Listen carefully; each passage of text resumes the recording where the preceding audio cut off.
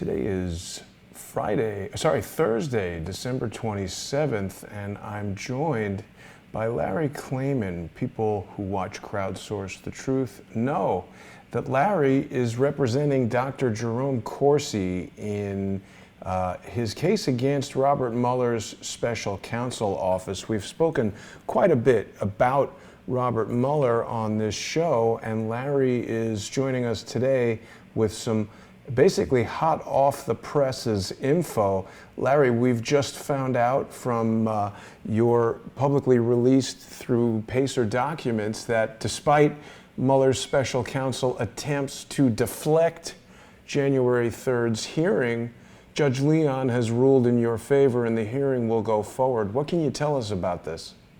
That's right, Jason. I mean, as could be predicted, the deep state Justice Department, 97% Democrats, 97% people who have donated money to both President Obama and presidential candidate Hillary Clinton. These lawyers come in and they try to delay everything. I mean, they're Democrats and they're partisans. So yesterday, one of the lawyers entering a notice of appearance in this lawsuit, the $350 million lawsuit for illegal unconstitutional surveillance on Dr. Corsi and his family, and yours truly for that matter, because I'm his lawyer and attorney-client privilege was violated, as well as illegal criminal grand jury leaks and a bunch of other things that have been going on to try to intimidate, coerce, and blackmail Dr. Corsi into lying about his communications with WikiLeaks and testifying against President Trump. Anyway, they sought to get a postponement, claiming that the partial shutdown meant that they couldn't work. So I filed a pleading saying, well, you know, lawyers frequently work on weekends, we work evenings. The partial shutdown does not apply to the Office of Special Counsel, Robert Mueller.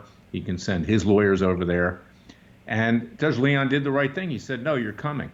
And that reminds me of what happened in the two lawsuits I filed initially against the Obama NSA and the other deep state intel agencies, when the lawyers came in from the Justice Department and said, oh, we need an extension of time.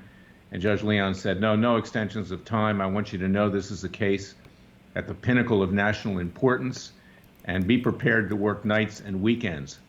No time off. So the judge predictably and admirably, I might add, said, no, we're going to continue with this hearing. And what this hearing is about is that I signed this case to Judge Leon because it's related to the previous lawsuits I had brought, the successful lawsuits against the NSA. So that's what we're going to be arguing on January 3rd, 3 p.m., courtroom 18, 333 Constitution Avenue, Northwest, Washington, D.C. I hope people will come and watch, come peacefully, come legally, and watch what happens, because I'm sure this hearing is going to go far beyond related case issues. It's just normal that they will. And don't be surprised if some of the prosecutors from Mueller's office show up as well, because I told the judge that Dr. Corsi was prepared to testify under oath as to what's been going on, to buttress what we put into the complaint. Wow, so that should be quite a hearing. Now, Larry, you've given us some insight into some of these judges in Washington, D.C., and as I recall, you've always spoken favorably about Richard Leon. It feels like with Robert Mueller's special counsel office, it's almost like we're dealing with a kid who, you know, the dog ate the homework. There's always something. These guys are just putting out whatever excuse they can to kick the can down the road. It's nice to see Judge Leon holding them to, you know, basically holding their feet to the fire, saying it's time for you guys to meet and let's get to it on this. Well, that's right. You know, Judge Leon is one of the judges that will put his foot down. He's an appointee of George W. Bush. He is someone who is very nonpartisan, and he will put his foot down. And during those first two cases that I brought, which are related and they're similar factually and legally to this case that I brought for Dr. Corsi, he found that the NSA and the other intel agencies were acting in an almost Orwellian police state way, violating the Fourth Amendment of the Constitution. And I got, you know, through Freedom Watch, the only ruling that actually was obtained. The ACLU didn't do this. We did it at Freedom Watch. You can see it at freedomwatchusa.org. You can read about it, that this had to cease and desist. Now, after that, we found out that the agencies didn't stop illegally surveilling people. And this is what they're doing with Corsi. This is what they've done with the president, with people in and around the president, his family, his staff, with General Michael Flynn, with probably former Attorney General Jeff Sessions. And that probably explains why he did nothing, why he put his head in the sand, because there was stuff that the intel agencies and the FBI got on him. So this is a super important issue here that goes even beyond Dr. Corsi into the way the FBI and the intelligence agencies gather without probable cause information on people that they want to destroy or intimidate or coerce to do what they want to do. Yeah, I mean, I've been saying that since the beginning. Even if people disagree with Dr. Corsi, this is a case of such dramatic importance to everyone in the United States, or that is anybody who cares remotely about the protections that are supposed to be inalienable according to the Constitution. We've got these rogue elements of government that are operating well outside the Constitution and have been doing it for some time. And Larry, I cannot overstate to the audience how important it is that people support Freedom Watch and what you're doing, not just by watching the show here and sharing it and liking it, but people really do have to go to freedomwatchusa.org and donate to the effort, because, you know, we don't have people within the Justice Department fighting for the Constitution. We've got Larry and his small but determined team at Freedom Watch. I don't think there is a lawyer in the world who's done more to challenge these clandestine agencies and to, you know, hold them accountable for, I mean, what is just, there's no way to state this other than unconstitutional invasion of all of our privacy, and then thug tactics, whether it's Manafort or Dr. Corsi. Here's a specific question I'd like to pose to you, Larry. We've heard so much about Russia and how this whole investigation is supposed to be about Donald Trump's campaign having colluded with Russia. We've heard stories about Carter Page. We've heard stories about Paul Manafort. But over the weekend, I had a chance to meet with Wilbur Ross, who, of course, is Donald Trump's Secretary of Commerce. And one thing that I learned just from looking up Wilbur Ross on Wikipedia is that the revelations from the Paradise Papers, that is it Mossack Fonseca, the Panamanian law firm that released all this information, revealed that there were actually business ties between Wilbur Ross and some Russian company. I'm curious why Robert Mueller's office isn't investigating Mr. Ross, but is so aggressively going after people like Dr. Corsi. Well, they try to go against people they think are the weak link. You know, they know Dr. Corsi's not financially well off like Wilbur Ross is. They can push him around. They threaten him with bankrupting him by putting him through grand jury proceedings, by harassing him. Just recently, they sent FBI agents out to park themselves in front of family members and the friends of family members. You know, all this costs money, and this is why, and I might point out that our lawsuits against the NSA are continuing on, and we have a hearing on January 9th, actually, at front of the U.S. Court of Appeals for the District of Columbia Circuit. Now, that's related to what's going on with Dr. Corsi. My representation of Dr. Corsi is private, so if you want to support the Legal Defense Fund of Dr. Corsi, go to CorsiNation.com and contribute to that. He could use the help. But to answer your question by throwing everything into one little bundle here, is that they pick on what they think is the weak link. Now, Dr. Corsi is a tough guy, and he believes in God, and he's not going to lie in front of his creator, as he said many times, and he hired me, and I'm certainly not going to roll over. And we're going to fight this thing out to the end if Mueller does, you know, a stupid thing and indicts my client, because this will give us the opportunity to challenge Mueller's mandate, his authority.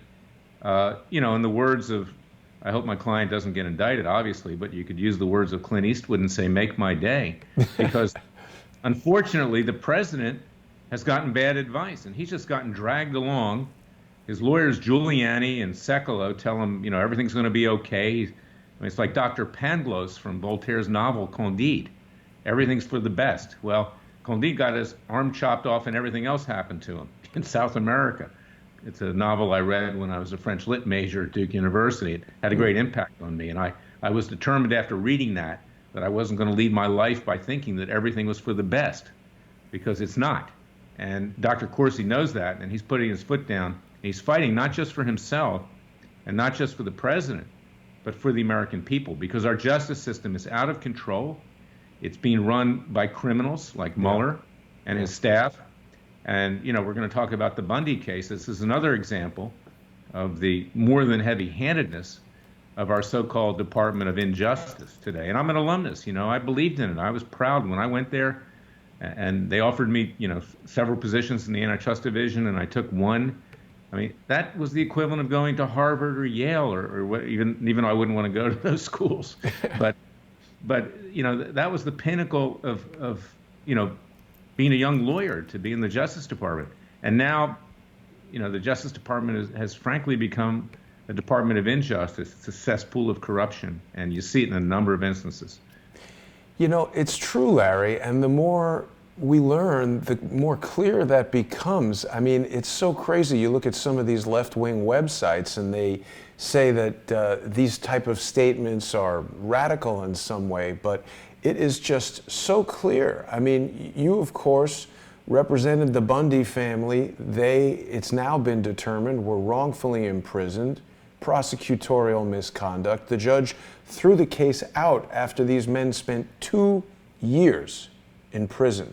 I don't think most people, including myself, can fully appreciate the torturous nature of a life in prison for 2 years. And now, even under President Trump, they're back trying to overturn.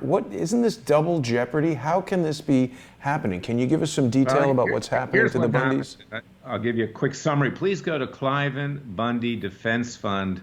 KlaymanBundyDefenseFund.org. We need the contributions there in his defense fund to do what I'm about ready to tell you we need to do. Okay. But this case began with a successful standoff at Bunkerville when goons of the Bureau of Land Management, the FBI, and the U.S. Attorney's Office tried to run Klayman off the land that his family ranched for 150 years, because they want to sell it out from under him. This was Harry Reid and his corrupt son in downtown Las Vegas, also a lawyer, right, to Chinese environmental interests. They were undoubtedly likely to get kickbacks for doing that. It's federally claimed land.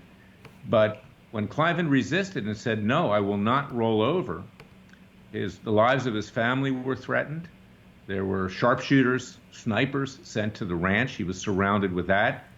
His sister Margaret was assaulted, thrown to the ground. His sons were tased. The bulls in his herd, which you need to procreate to continue in business, many of them were killed, buried in a secret mass grave. Wow. And ultimately, people came to help him. It was like Field of Dreams in a way, is that people came on horseback and other ways, and they came armed legally under the Second Amendment, and they came to protest. And when the government stood down, to use the term loosely government, I don't consider this to be a government. This is a tyranny. But when they stood down and left, it was still the Obama administration, and 2 years later, they used an excuse with another peaceful protest in Oregon, which the Bundy sons participated in, ultimately were acquitted. They represented themselves pro se. A protester was shot in the back, LaVoy Finnegan, by an FBI agent in cold blood. Yeah. Killed. Anyway, they indicted, in and around that time, Klayman, his sons Ryan and Ammon, Davey, Mel, and scores of other peaceful protesters. Now, when that happened, this case was assigned to a judge who had been recommended to the bench by Harry Reid, you guessed it, appointed by Barack Obama, Judge Gloria Navarro. And she had to pay back that privilege to be on the bench to her benefactors. So what she did immediately was to throw Klayman in solitary confinement for no reason. And he was there for a very long period of time. Denied all of the defendants bail. They weren't a threat to anybody. The Bundys are God-fearing people, and they've never harmed a hair on anybody's head, and wouldn't. But yes, they spent 2 years in prison. And when finally their case came to trial, because the corrupt prosecutor, Steve Myre, and Daniel Sheese and Gloria and Ahmed, I forget her last name, the third prosecutor on the case, they did everything they could to convict the defendants and put them away for life. First two trials mostly ended in acquittals for defendants or mistrials because the jury just didn't buy it, like they didn't buy it in Oregon, what was going on. But then when it got to Klayman's trial, we uncovered, and Ryan Bundy was instrumental in this, that in fact, the prosecutors were lying to the judge. They hadn't turned over all of the Brady exculpatory evidence that could help acquit the Bundys. FBI agents, BLM agents were caught lying on the witness stand. And last but not least, a whistleblower came forward by the name of Larry Wooten, one of the supervisors of the Bureau of Land Management. And he revealed that on the walls of Bureau of Land Management were kill lists of the Bundys, and that they were being called retards, subhuman. And when this whistleblower came forward, it was this corrupt prosecutor, Steve Myre, the #2 lawyer in the U.S. Attorney's Office in Nevada, who intimidated him, threatened him, tried to shut him up. And this came up just at the time that Judge Navarro, who had not been favorably disposed to the Bundys, the Las Vegas Review-Journal, the mainstream homestream paper, said the prosecutors have a friend in Judge Gloria Navarro. And they talked about how she had violated the constitutional rights of the Bundys and the other defendants. But even she now then had to dismiss this case to save her own skin because she had gone way out on a limb. But she dismissed it not out of the goodness of her heart, not because it was the right thing to do. I believe she dismissed it, and so did the Bundys, because she was protecting her benefactor, Harry Reid. She didn't want Larry Wooten to have to testify under oath. He has never testified. So fast forward, I had been lobbying Attorney General Jeff Sessions from the time that he was confirmed to review this case, to dismiss it. It was a political prosecution. At one point, Klayman made a remark. He used the word Negro. He didn't mean any harm. He was talking about how his family was being treated like the Negro in the Old South. And Obama took offense to that. You can see that at KlaymanBundyDefenseFund.org at a White House Correspondents' Dinner, and effectively threatened Klayman and the family with prosecution. And it came to be. And in fact, the prosecutions came down under Attorney General Loretta Lynch at the time. Holder had been the Attorney General when all this was going on in the first place. And, so I asked Sessions, review this thing, dismiss it. And he finally agreed to review it after Navarro dismissed the supersedious indictment. But nothing ever happened. And in fact, a notice of appeal was filed. And I tried to be diplomatic with the Justice Department. The entity which is handling this appeal is inside of the same U.S. Attorney's Office that has committed crimes, that withheld exculpatory evidence, that lied to the judge, that suborned perjury of FBI agents and BLM agents. These prosecutors, Myre, Sheese, and Ahmed, they're the ones that should be indicted, tried, convicted, and put in prison. And I've even filed complaints at the Justice Department with the Office of Professional Responsibility and the Inspector General to review this. Nothing's happened. I went to court to force a review. And just last week, we found out that the department is going to continue with this appeal.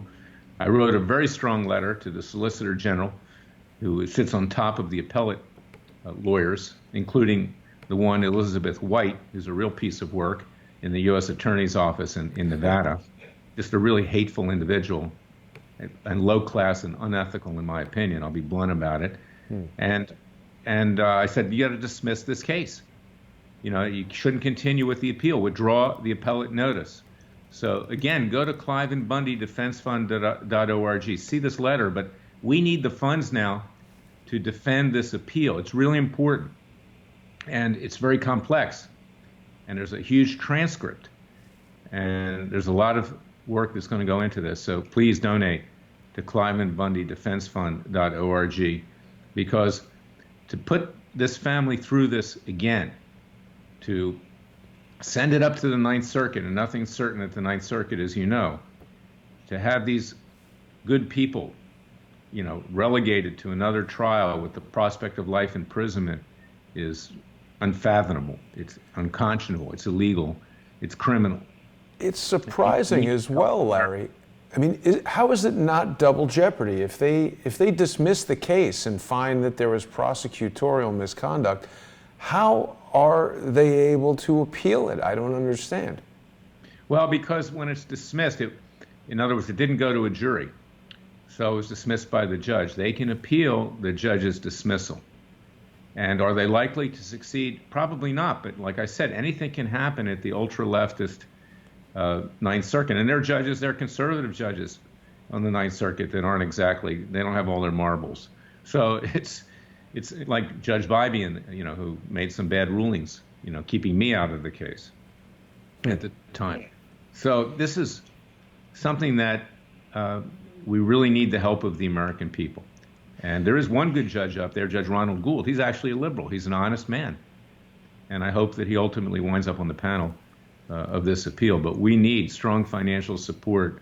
Go to ClyvenBundyDefenseFund.org and contribute. Can't say it enough.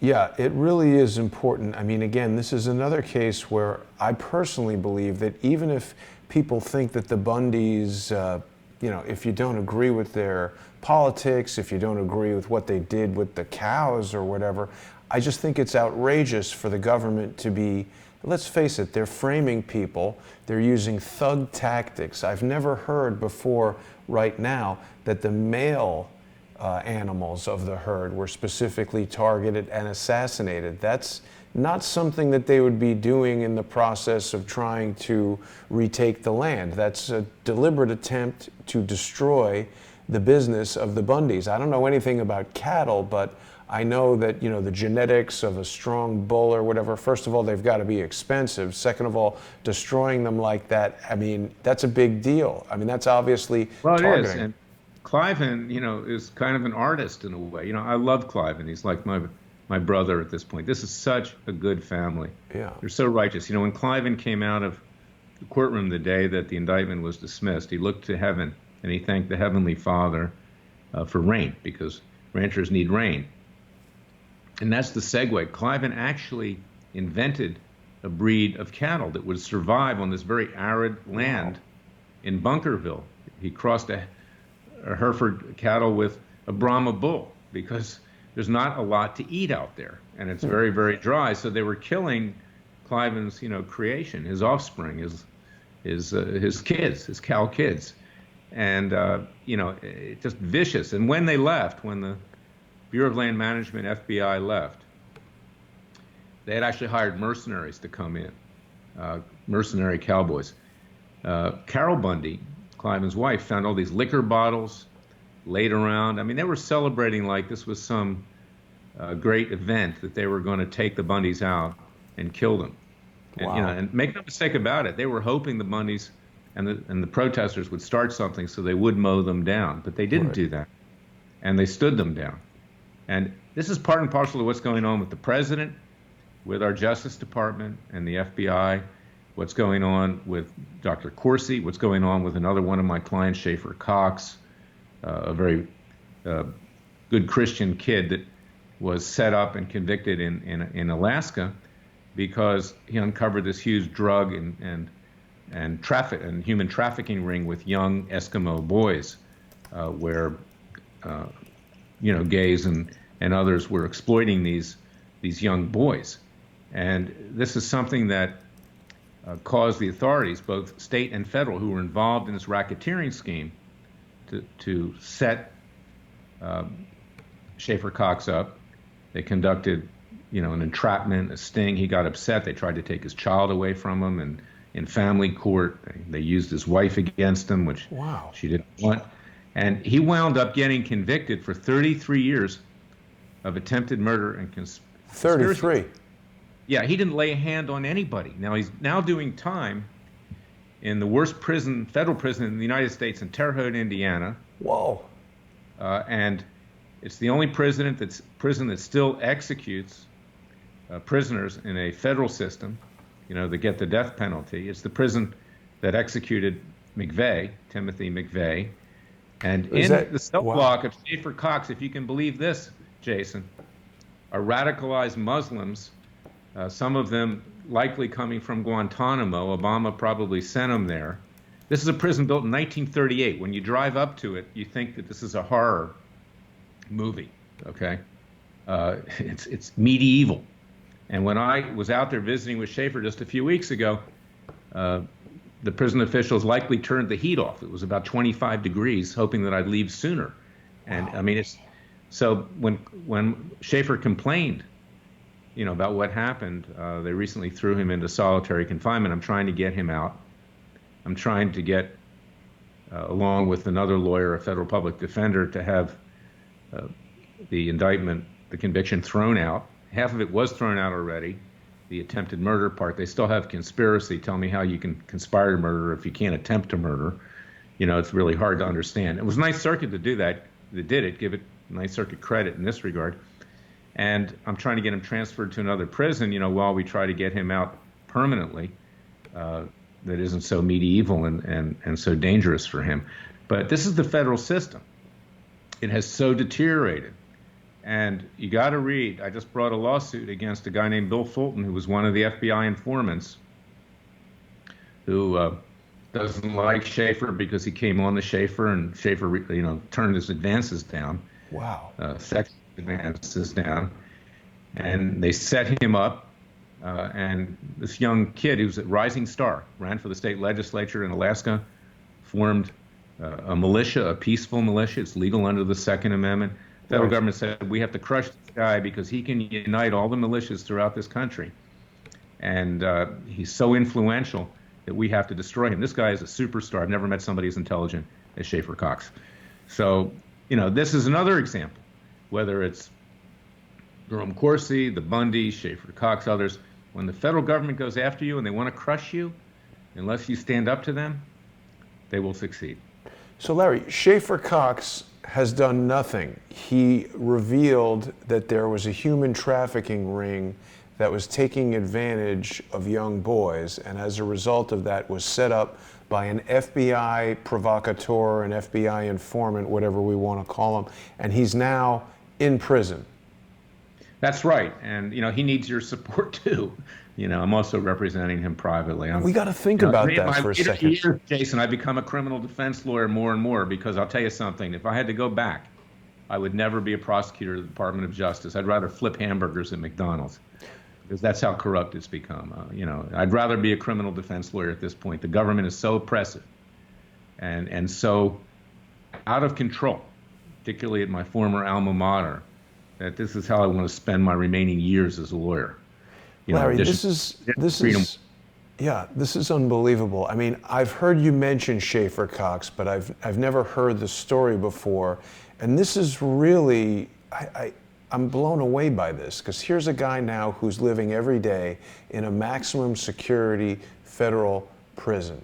Okay, so whether it's 1 week or 1 year, once you get in there, your safety, your health, all of that basically goes out the window. What's to stop someone from stabbing this guy with a dirty shank that gives him hepatitis C, or raping him, or beating his head in, or doing anything in a split second that could change this guy's life because some corrupt prosecutor stuck him into this system because some corrupt FBI informant thought he should be there? Larry, I want to ask you a question.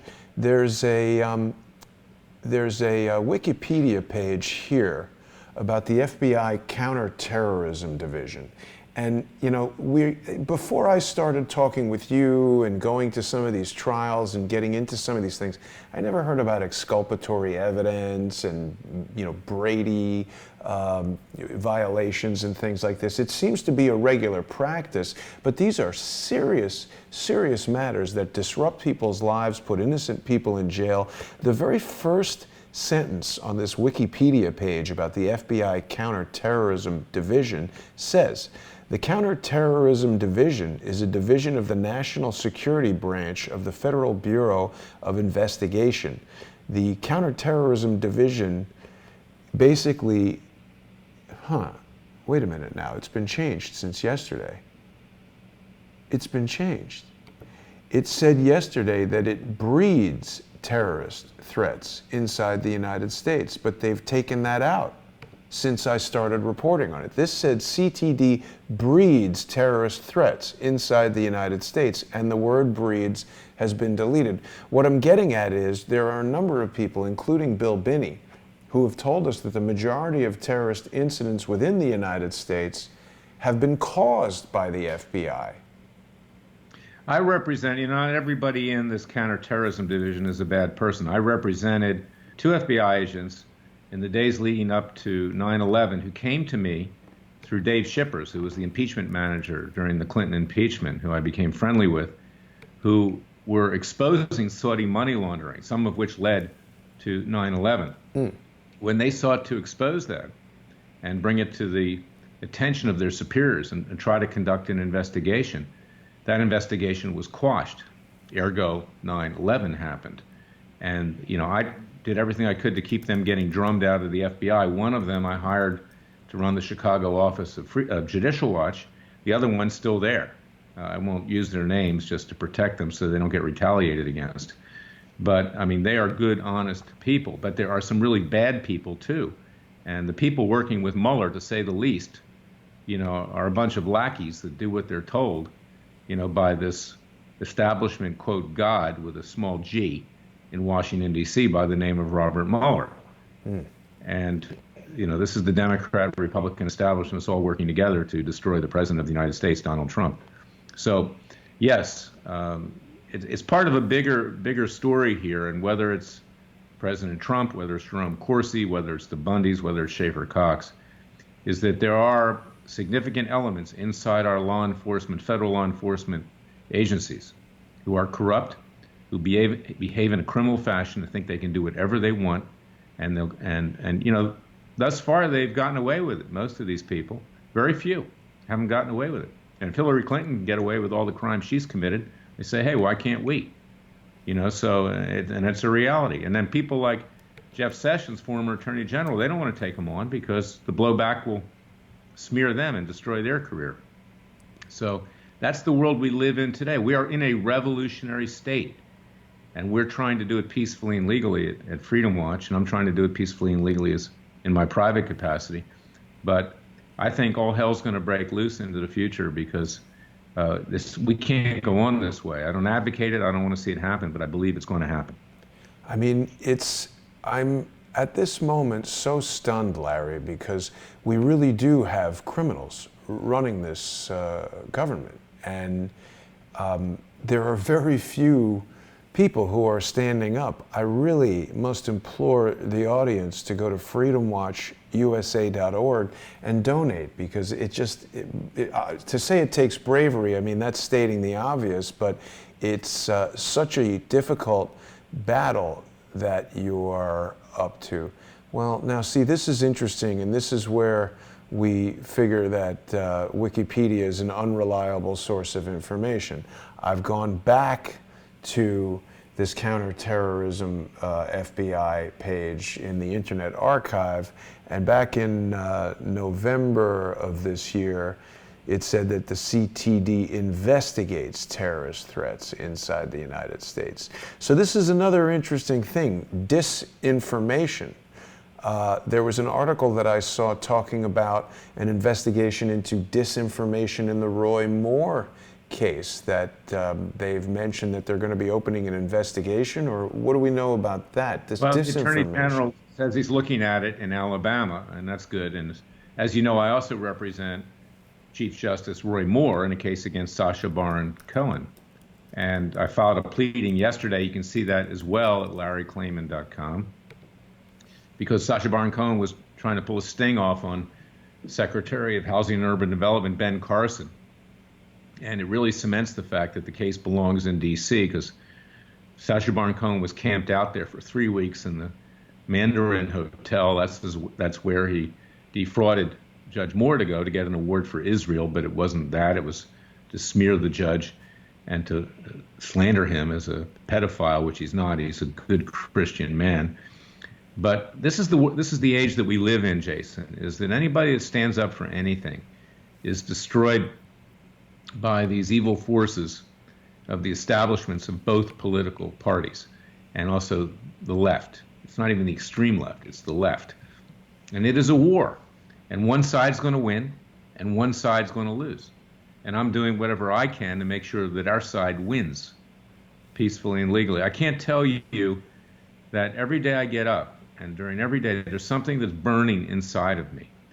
It's the same thing that was burning inside of Schaefer Cox or burning inside of other people. I don't, you know, take any steps that I can be entrapped, by the federal government. I'm not saying Schaefer did, but I'm saying is that sometimes people will say things that they don't mean because they're so upset at the government. And we don't have a government anymore. We really don't. And you can see it with Trump. You can see it with the wall. You can see it with this witch Nancy Pelosi, just a vile human being, a disgusting, vile human being. Chuck Schumer, her alter ego in the Senate. And you've got these forces working against the American people. And they think that they're the nobility. They think that they know everything. They think that they get to call the shots. And I got news for them. That's what King George III thought. Turned out he wasn't right. So that's why I say if we can't use our legal system to bring it back to the vision of our founding fathers, we are headed into a violent revolution as predicted by Thomas Jefferson. He said we were going to get there, and we've gotten there. So if we don't do something now, peacefully and legally, we're going to have people in the streets left and right killing each other, and I don't think it's far off in the future. I don't want to see that. You don't want to see that. But that's the risk that we take right now. I do think we are headed towards a completely lawless version of the United States of America, where prosecutors are in a regular practice of withholding exculpatory information, lying. Even at the day I went to the Bundy case, we heard witnesses testify about a particular type of camera, and the prosecutors used very specific language to describe that the camera live streamed to locations where it wasn't recorded. It was only after our Crowdsource the Truth audience identified the make and model of camera that fit the witness description that we suggested to the defense that they ask for recordings that might have been made in the camera itself, that then they revealed that there were. So this is the withholding of exculpatory evidence. This is the violation of the Brady Act, where a prosecutor, if they're aware of evidence that proves that the defendant is innocent, it's incumbent on them to reveal that evidence, not to hide it. This first assistant U.S. attorney in the District of Nevada, Stephen Myre, M-A-H-R-E, a disgusting, evil, vile person, okay? If you read Vampires of the Vanities, or whatever it was called. Bonfires of the Vanities, right? Bonfires, yeah, Vampires of the Vanities. That's the sequel. Freudian slip, yeah. The prosecutors try to get ahead by getting the heads. They get scalps of their victims, okay? So Myre wanted to become U.S. attorney when, the government turned over to Trump, the Trump administration. So the Bundys were a great prize for him, okay? So therefore, he goes out there with his colleagues, Daniel Sheese and Ahmed, the two other assistant U.S. attorneys, and they lie to the judge. They suborn perjury. They hide evidence that can acquit the Bundys and the other defendants. And this is the most evil thing that you can do to try to put people away to advance your career. It's disgusting. It's criminal. And Myre, has been demoted for the time being. He's no longer number one assistant, but he's still there. And it's an outrage. Is this him, Larry, that I'm showing on the screen share here? Maybe in his younger years, yeah. He doesn't look that well right now. Got it. Yeah, he's about 200 pounds heavier right now. But in any event, I'm exaggerating a bit just because I hate the guy. But the reality is that this is not unusual. It's regrettably not unusual. And, when I got out of law school, Emory Law School, and I went to the Justice Department ultimately, I started in Miami with a law firm, I really thought I wanted to be a prosecutor. And I don't want to be a prosecutor anymore. Not the way this system works, because you know what? You can't call the shots on your own. And that's why I left the Justice Department, later started Judicial Watch. The supervisor either tells you what to do or you get demoted or, you get sent to Siberia, the field office of the Justice Department there. You don't have the autonomy to do what you want to do. And a far more noble calling right now for a lawyer is to be a criminal defense lawyer. I won't represent anybody that I don't agree with or don't feel did the right thing. Right. I'm not going to represent pure criminals, but people that were set up, like the Bundys, like Schaefer Cox, like Dr. Corsi, Right. They need representation. So please go to ClyvenBundyDefenseFund.org. We have to put a lot of effort into this appeal, and we're also, of course, filing the case. We have filed it to have the land declared to the people of Nevada and Clark County, not the federal government, so Klayman doesn't get harassed and threatened in the future. Yeah. And then we have our lawsuit on behalf of Ryan against these prosecutors and the government for malicious prosecution and violating constitutional rights. So the Bundy thing is far from over. Yeah. In many ways, it's just beginning.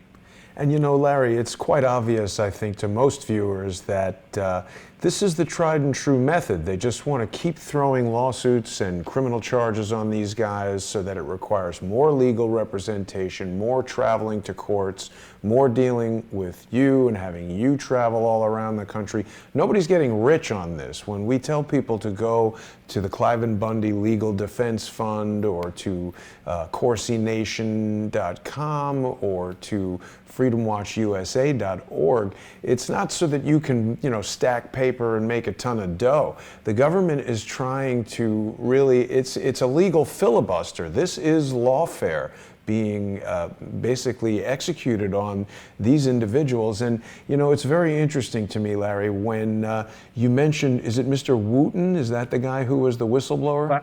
Larry Wooten. Larry Wooten. So when you look that up, because I remembered hearing about that story, and when you look it up, we're not seeing coverage from CNN and the New York Times and MSNBC. We got the New American, we've got OregonLive.com. These are, really not the Washington Standard. I mean, these aren't major mainstream outlets reporting on this. This was 1 year ago, and very few people have heard about this, I think, for the very reason that you've described. These senators and federal prosecutors and these other people seem to, I guess the Oregonian is kind of mainstream, right? Or this is Oregon Live. No, it's not. Oregonian is left. Okay. Right. There's a woman there, Maxine Bernstein. I mean, she's not too far left, but she's left. I'll tell you, when I sat in that courtroom, reporters sat on the other side from the defendants, and 99% of them were leftists, and they were there basically sharpening their knives, really just salivating at the thought that the Bundys would be convicted. There were very few conservative journalists there. Ken Ritter of the AP, he's fair. Jeff German of the Las Vegas Review-Journal, David Ferrara, they're fair. But a lot of these reporters just were there to take the heads of the Bundys off. And you even had people from the Southern Poverty Law Center, and you know who they are. I mean, they're a bunch of atheists. Well, forgetting about anybody's politics, the fact is here we've got a guy inside a government agency coming forward saying, hey, I work for the Bureau of Land Management. Here's what I saw. It was a federal agency targeting U.S. citizens, planning to kill them in the way that a gang or the mafia or some crazy crew of criminals would.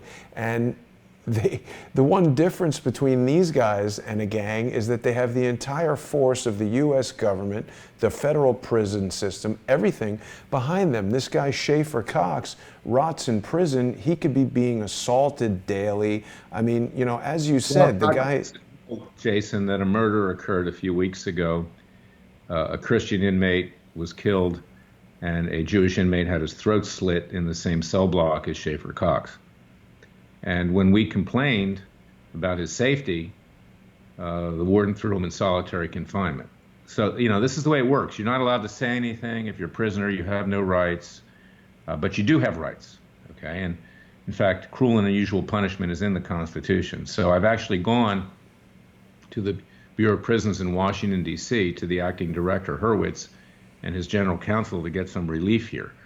But yes, Schaefer Cox's life is in danger.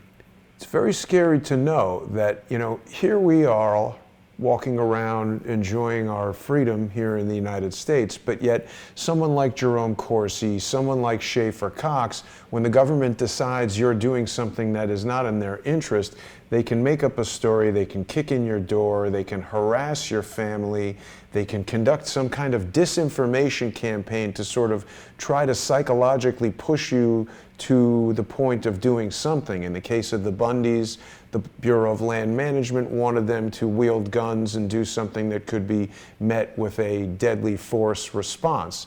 In the case of Schaefer Cox, they've got an FBI provocateur who's getting him into some situation where they can create this evidence that's presented in court that lands him in jail. The thing that's so scary that people need to really appreciate, Larry, is that jail, the jail population, whether you're guilty or not, once you are in that population, you are under a degree of control that those of us on the outside of that can really only begin to imagine what it might be like.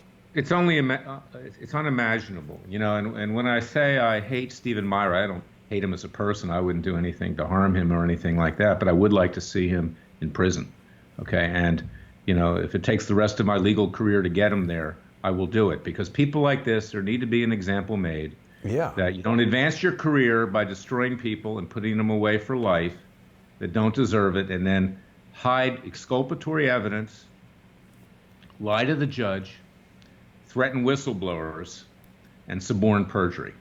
And this is a Justice Department lawyer that, God forbid, almost became.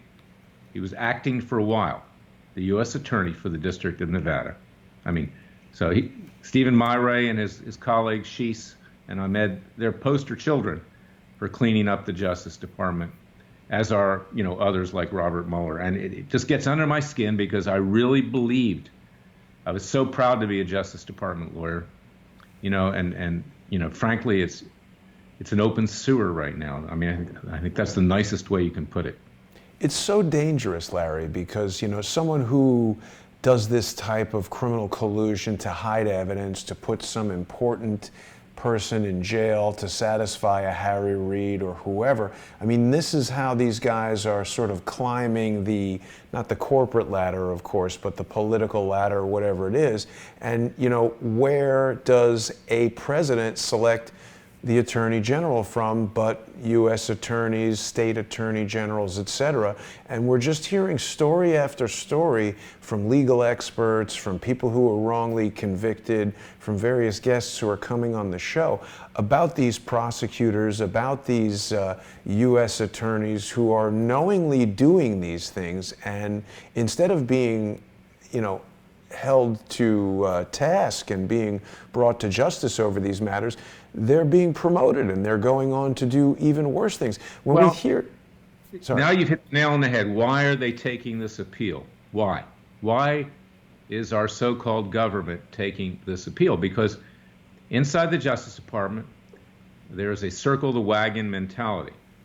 So they're taking an appeal hoping that the Ninth Circuit makes some rulings that will preserve Myra's career and Sheese's career and Ahmed's career and the former U.S. Attorney Daniel Bogdan, who was in on this too. That's why they're doing it, is to protect their own. And who is the appellate lawyer who's handling this? Elizabeth White from the same U.S. Attorney's office, okay? That's why she's hostile to me, hostile to the Bundys, disrespectful, low class, unethical. You know, I'm sorry, I'm going to tell it like it is. And we need you to. They're protecting their own. But at the expense of people that could wind up, God forbid, in prison for the rest of their lives for a crime they didn't commit. And what could be worse than that? I don't know of anything to be worse short of murdering somebody, you know, and it's just, I mean, it's the equivalent of it. So, you know, you can't, it's unimaginable. And that's why we do need this support, because, you know, the Bundys succeeded with the standoff, but they're coming back to get them. It's like Star Wars, okay? The Force is coming back. And the Force is very powerful. And these prosecutors are like Darth Vader. Well, it's like the Terminator. They never give up. Well, because they have all the cards, you see. And they think they can't be held accountable. They think they can't be prosecuted.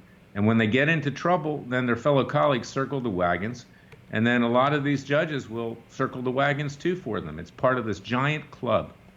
And it's the justice system. And it's frankly why my legal profession, you know, it's why I started Judicial Watch in 1994. And it's gotten worse and worse and worse. legal profession, is so corrupt, and there's so few people there that will stand up for what's right. I listen to Ken Starr on TV. I want to throw up. Everything's perfect. This is the way it's supposed to work. This is the way it happens. Or Judge Napolitano. It doesn't work that way. It doesn't work that way, and you have to be in the trenches and you have to care, because most lawyers just care about making money. They care about the status, and they don't care about actually making the system right again, because they're making money hand over fist. Same thing with the politicians in Washington. And that's why I do what I do, and that's why my clients are like me, whether it's the Bundys or Schaefer Cox or Judge Roy Moore or Sheriff Joe Arpaio or Jerry Corsi. These people love this country. They want to make the change peacefully and legally, as I do, but they also want to see the real criminals held accountable.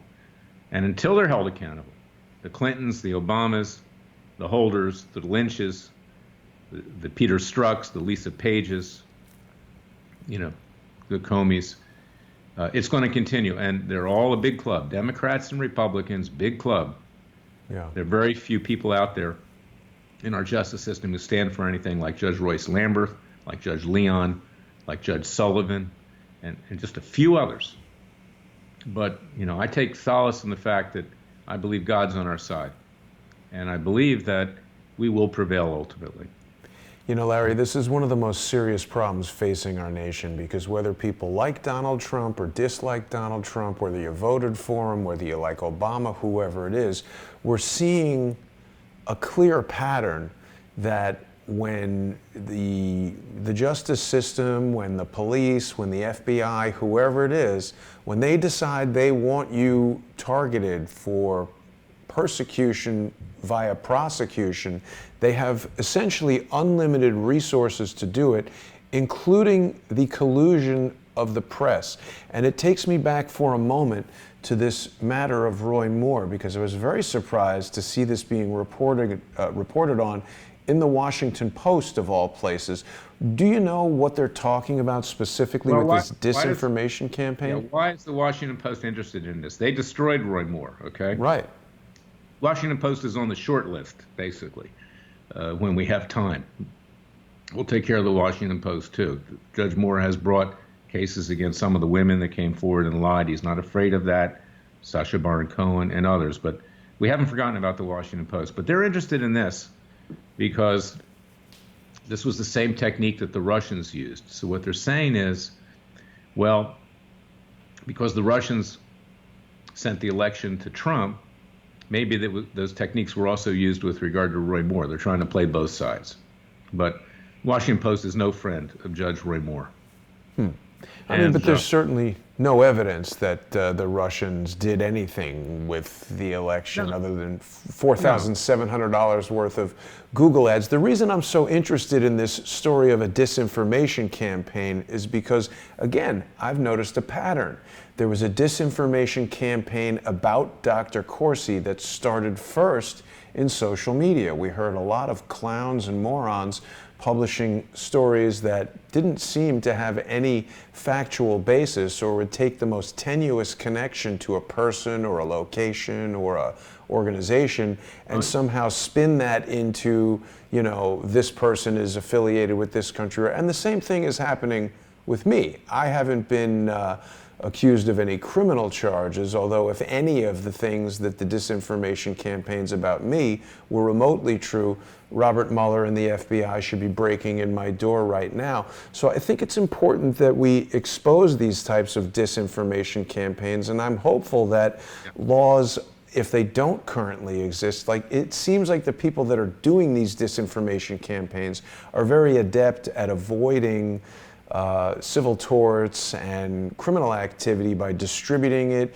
The Washington Post can say, well, BuzzFeed reported this, and then they're not actually saying it. They're reporting on something somebody else said. This is a big problem, I think. That's right. And, Freedom Watch has a leftist media strike force. We have lawsuits that we brought against Jeff Zucker, CEO of CNN, Chris Cuomo, Huffington Post, Rolling Stone, for Sheriff Arpaio. They called him a felon. He's not a felon. He was found liable for a misdemeanor. He was pardoned for it, and it's still up on appeal to the Ninth Circuit. It'll probably be thrown out in the end. That case was assigned to Judge Royce Lamberth randomly. We have cases for Judge Moore against Sacha Baron Cohen and other lawsuits against the leftist media, and we have to fight back. Now, there's some in the conservative media that aren't terribly honest either, I might add, and we're not going to hold back on them either at the right time and the right place. Notice that whenever they talk about Dr. Corsi, even from some so-called conservative publications, he's a right-wing conspiracy theorist. They always lead with that. Right. Now, you know what? I don't know of anything Dr. Corsi's ever written that has been proven to be wrong, frankly. And the fact that he'll write about it is why I love the guy, because most people won't do it. You talk about Obama's fraudulent birth certificate. O'Reilly on Fox would never talk about it. Fox won't talk about it. But yes, it is fraudulent, okay? Doesn't mean he was born in Kenya, although I think he probably was born somewhere outside the country, but doesn't mean that. And, John Kerry, the fact that John Kerry was a traitor, okay? Many of the people that served with him came forward and said that. That's why he lost the presidential election. So that doesn't mean you're a conspiracy theorist because you tell the truth and you're willing to stick your neck out. And you know what? Nothing wrong with being a conspiracy theorist. Conspiracies happen. You know what happens, okay? Yeah. So there's conspiracies happening all over the place, and unless we have one of the co-conspirators coming forward with a confession, anything we discuss about any crime involving more than two people is essentially a conspiracy theory. Now, Larry, Dr. Corsi had the courage to write about Obama, who had relationships with 3 men in Chicago in bathhouses. Okay? And they came forward and offered their cell phone records of calling Obama, et cetera. That's hardcore evidence that just never gets investigated. You talk about the fact that this guy obviously is not what he claims to be, and that is relevant. So, that's the kind of thing that sticks under my craw, is that, we should have a First Amendment. You should be able to say your piece. Right. And Dr. Corsi, first of all, never had any contact with WikiLeaks. But even if he had, which he didn't, there's nothing wrong with that. So why are they persecuting him? Right. He didn't steal documents. He didn't participate in anything to that effect. Yeah. So, that's what we're dealing with. We're so far away from the target with what they're talking about. It's crazy. Larry, in our last 2 minutes here, I just wanted to mention one thing. I was in Florida earlier this week, and I had the opportunity to meet with our mutual friend and colleague, Laura Loomer. And Laura was kicking around the idea of a possible run for Congress there in Florida, potentially against Debbie Wasserman Schultz. We did a little informal poll on Twitter, and out of over 4,000 respondents, 94% in an overwhelming victory said that Laura should indeed run for Congress. Do you have any advice for Laura from a legal standpoint, or how to go about doing that? Well, I do. I mean, I ran for Senate in Florida. I know something about Florida politics. I'm from Florida. My former volunteer colleague, Joe Kaufman, ran against Debbie Wasserman Schultz last time. He did pretty well, actually. It's going to be tough in that Fort Lauderdale area. The Broward County. But if she wants to win, I think maybe she might want to move north to, a county near Ocala, Florida, which is where I had my campaign headquarters for a while when I was running. It's going to be really tough. I hope she wins. And in my personal capacity, I would support her. But it's really tough. I mean, it's a very, very liberal area. Well, we wish Laura luck, and perhaps offline you guys can have a conversation about some of the legal details. Larry, Angels to Earth is watching us on Periscope right now and saying that they tried to donate, but PayPal was the only option, and they refused to accept the donation. I'm not sure what that's about, but it's interesting to see that PayPal is causing problems. I mean, there's all these levers of control that when people like you or I or Carl Benjamin or Milo Yiannopoulos or Alex Jones or Dr. Corsi, when you get in the way, there are all these methods that can be used to stymie that progress. So I really want to encourage people to go to freedomwatchusa.org. And what can people do if they run into a problem with PayPal, Larry? Well, let me know. Send me an email at leklayman@gmail.com. Leklayman, Klayman @gmail.com. Now that I've heard this, I don't know, maybe it was just one guy who didn't do it right, but I will have our web guy check with PayPal. They better not be messing around, or they'll be sued by tomorrow morning. Larry is not a person to be trifled with if you don't want to be sued. So Larry, I got to thank you for everything that you're doing. I hope you had a Merry Christmas and you're getting ready for a prosperous 2019. We really need Donald Trump to act. We really need an investigation along the lines of what Rudy Giuliani was talking about. I don't think I got a chance to get to that, but of course we saw this article in The Hill that Giuliani is calling for Mueller to be investigated for the destruction of FBI evidence. I don't know why he's calling for it and not just having the president launch an investigation. Yeah, I think he had a couple martinis there. I mean, that's not going to happen, you know. Are you kidding me? So my message to Rudy Giuliani, who's a nice man, you know, go on the wagon and start doing some legal work. That's basically. I hope they'll just bring that investigation instead of talking about it, because it really does seem, and I certainly wasn't aware of this prior to doing shows with you and Brian Vukadinovich and the Becks and some of the other legal experts that we deal with, but I was never aware of the degree to which it is a regular practice for prosecutors to be destroying evidence, hiding evidence, doing basically whatever they want to obstruct actual justice. And I am so glad that we've got freedomwatchusa.org and Larry Klayman and his brave team of associates who are fighting for us in a way that really nobody else is. Larry, thank you so much for taking time out of your busy day and all the cases that you're doing to join me. I'm looking forward to seeing what happens at this hearing with Judge Leon on behalf of Dr. Corsi. Dr. Corsi has my support, as do you, and thank you so much for what you're doing, Larry. Look forward to seeing you there, Jason. Thank you for what you do, because it's, you're the complement of what we do. So thank you. Thanks everybody for watching. Remember, Crowdsource the Truth is also viewer supported, so please go to paypal.me/crowdsourcethetruth and make a one-time sponsorship payment, or you can become a monthly sponsor at patreon.com/crowdsourcethetruth. Thanks for watching, everybody. Thank you, Larry. See everybody soon. Good night. Thank you, Jason.